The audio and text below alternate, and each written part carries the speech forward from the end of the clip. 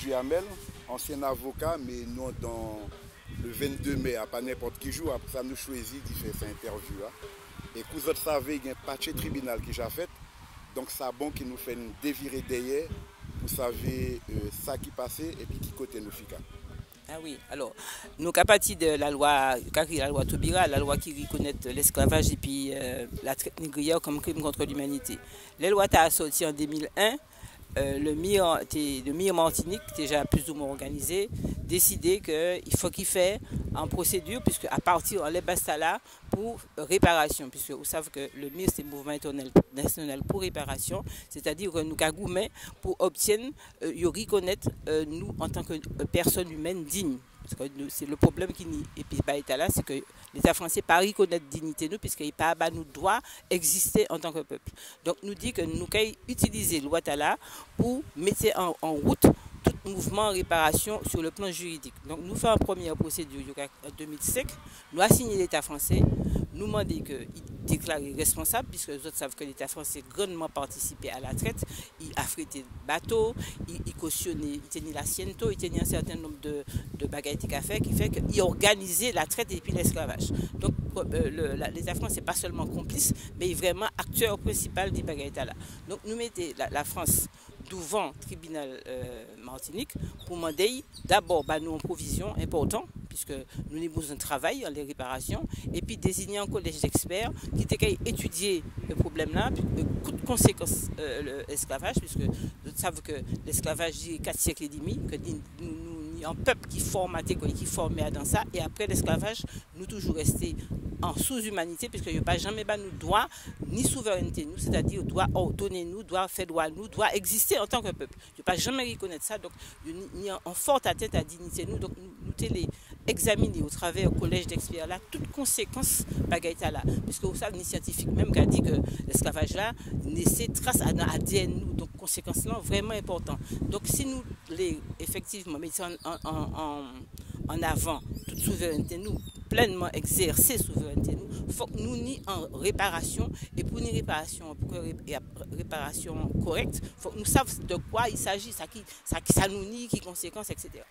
Donc nous faisons assignation et bien évidemment État a soulevé en tollé Martinique et puis il a fait la fête et puis nous comment nous des réparations ça veut dire est-ce que c'est pas l'argent nous commander alors nous avons expliquer ces monde parce que laissez moi nous commander l'argent ça veut dire qu'il y aurait réduit action là en action très bas il n'y a pas quand même qu'à importance pour l'humanité que nous restituer que nous en tant dans dignité nous restituer dignité nous donc nous expliquer qu'on et puis au fur et à mesure nous comprendre d'autant que l'État français était très gênant de l'état là il a dit nous oui mais loi Taubira pas prévoir réparation nous dit nous pas ni besoin de loi prévoir réparation ni en loi qui a dit esclavage, traite négrière et esclavage, crime contre l'humanité.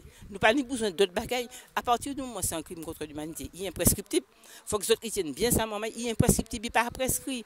Il peut aller au-delà en loi siècle, c'est en loi imprescriptible. Donc nous disons, crime là imprescriptible, donc nous avons balancé action nous. Et à partir de là, nous pouvons normalement obtenir les éléments qui permettent nous d'y mettre en route les réparations pour payer nous. Eh bien, il était mêlé puis ça. Il dit nous oui, loi n'a pas prescrit ça. Alors il était tellement mêlé, il dit finalement loi c'est pas en loi. C'est pas en loi, ouais, il pas ni portée normative, c'est ça il répond nous. Il a reconnaître mais pas ni pièce portée, en loi sans loi. Alors que normalement il y a un lot de décret d'application qui prend en vertu de loi. Nous avons dit, regardez tout ça décret autres points. Si la loi n'a pas ni portée normative, il était là, et puis vous n'êtes pas qui faire et puis aux autres là qui fait un lot de bagailles pour la mémoire et puis autres bagailles autres. Et puis autres pas même les bannes réparations. Si on comprend bien, autres les utiliser loi pour prendre des décrets pour faire miser les autres, pour faire cochonner les autres, mais autres pas les utiliser pour la véritable réparation. Donc nous gouvernons ça. Finalement nous obtenons un bail important. Dans le premier procès, c'est que il n'y a pas dit nous que la loi n'est pas normative. Il y a un côté qui dit nous, ça prescrit. Alors, il y a bafoué la loi parce que la loi a dit est prescriptible. Vous faites appel. Et puis la cour d'appel bien mêlée. Parce que la Cour d'appel décidait que lui aussi, il parlait appliquer la loi Taubira. Il dit oui, mais la loi Taubira pas appliquer parce qu'il ne peut pas prévoir réparation et puis en plus, nous pas agir dans les délais. Alors ça, il fait. Il a écarté la loi. La Cour d'appel s'agrade parce qu'en première instance, nous avons signé devant le tribunal, nous paie dans les affaires la prescription. Nous allons devant la Cour d'appel. C'est la Cour d'appel qui a dit nous, oui, mais finalement, la loi Taubira pas bon, il ne peut pas permettre d'agir. Mais par contre, depuis le décret de 1848 qui a aboli l'esclavage, je ne sais pas agir. Je ne pas agir. Alors, je te rends compte, le décret a indemnisé. Il y a d'autres décrets qui interviennent pour indemniser les colons. Et puis, il dit nous qui avons fini sortir en bas l'esclavage, nous sommes pour agir depuis là. Alors que vous indemnisez ces colons, vous faites nous croire que c'est nous qui sommes coupables, puisque c'est ces victimes qui sont indemnisées, ou pas indemnisées coupables. Pendant les années, mettez-nous en situation et disent bon, bien ça fait là, c'est ces messieurs qui sont victimes, c'est des vagabonds. Donc c'était encore en insulte de plus. Nous allons devant la Cour de cassation et là c'est belle parce que la Cour de cassation nous oblige la Cour de cassation dit en deuxième fois que la loi pas ni portée normative. Donc nous avons constaté au travers de ces procès-là, c'est important à dire. Au travers de ces procès-là, non seulement l'État français, pas les reconnaître dignité, il a fait tout pour mettre nous en certaines zones d'infra-humanité, sous-humanité. Mais ce qui est plus grave là, c'est qu'il a bafoué propre ordonnancement juridique. Comment on peut dire, Cour de cassation, qui est en Cour suprême, peut dire qu'en loi, pas ni portée normative. C'est-à-dire, la définition en loi, c'est qui ça? En loi, c'est en règle générale, qui prend pour édicter un certain nombre de bagailles. Reconnaître le crime là, c'est que nous savons maintenant que crime, ça qui fait là, c'est un crime contre l'humanité. À partir de là, sans portée normative, ça, il a dit dans la loi, eh bien, nous pouvons prendre des décrets pour faire ceci, pour faire cela. Donc, c'est qu'il a fait norme, il y a le norme qui sortit dans la loi. Et je te dis, moi, loi là, pas ni portée normative. C'est grave. Et la Cour de cassation, trahit en ce sens que ils continuent, ils rejeté pouvoir, ils ont considéré que la Cour d'appel tient raison, dit nous que nous pas agir dans les délais. Alors que normalement, si nous sommes partis de 1848, crime contre l'humanité n'a pas été reconnu. Et nous peut commencer à agir qu'à partir de 2001, au moment, ce n'est pas si d'autres cas suivent logique là, nous ne pouvons pas commencer à agir qu'à partir du moment où il y a des bagailles qui fait là sans crime contre l'humanité. C'est à partir de là que nous pouvons agir. Je dis non, c'était pour agir depuis 1848 parce que c'est depuis là qu'ils ont aboli l'esclavage. Est-ce que les autres cas rendent compte, même pour un petit membre qui n'a pas déjà connaître droit, la situation dans laquelle l'État français a trouvé au travers de la justice, pour ne pas reconnaître droit nous à être des humains normaux. Donc nous avons dit qu'au travers de ces procès-là, nous faisons la démonstration que les réparations en route, que les réparations, tôt ou tard, la France va continuer au travers de l'institution, il ne peut pas continuer à tout ces propres textes-là, il apprend. Et nous avons estimé que nous pouvons continuer à agir parce que nous avons un deuxième procès.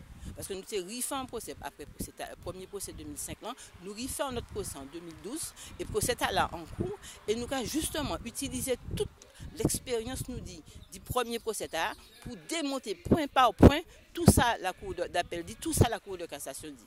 Nous, en ce qui concerne le premier procès, nous avons mis toutes les rouages en ordre pour nous aller devant la Cour européenne de justice. Et nous allons aller plus loin devant la Commission des droits de l'homme parce que nous avons pensé que ça nous avons des éléments pour faire ça. Et s'il le faut, nous allons aller jusqu'à devant la Cour internationale pénale internationale de justice.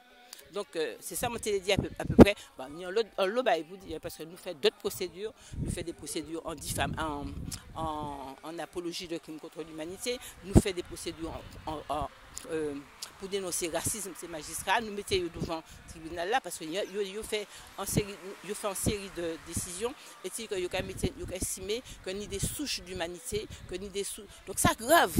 Loi Taubira et puis action humaine, mettez ces magistrats en position où nous avons franchement que nous n'y avons fait et puis en justice raciste, en justice qui a discriminé les groupes. Alors il y a une côté qui est assez paternaliste et qui a développé, qui est l'enfermé noir, qui nous a fait réparation, les réparations symboliques. Ça fait ce marqué, il n'est pas le temps de parler de ça. Bien sûr, mais ils ont décidé effectivement, ils ont fait en loi, et puis à partir de loi là, ils ont fait mausolée, ils ont fait ceci, ils ont fait monument. Comme si c'était ça qui était réparer crime là. Ou faire un crime grave qui a des conséquences, ils ont dit nous bagaille en gêne nous. Ça veut dire quoi? Que nous formater en situation de sous-humanité. C'est comme si depuis tout petit moment avec un Martinique, Guadeloupe, il a dit voilà, ou pas un être humain à part entière. Puisque ou là, c'est la France qui a vrillé droit bas, c'est la France qui a machin, ou pas ni droit instituer quoi, ou pas ni droit ordonner. Donc, pièce, moi, Martinique, peut pas mettre quoi en perspective d'y prendre souveraineté du pays, vraiment diriger ça grave. Hein?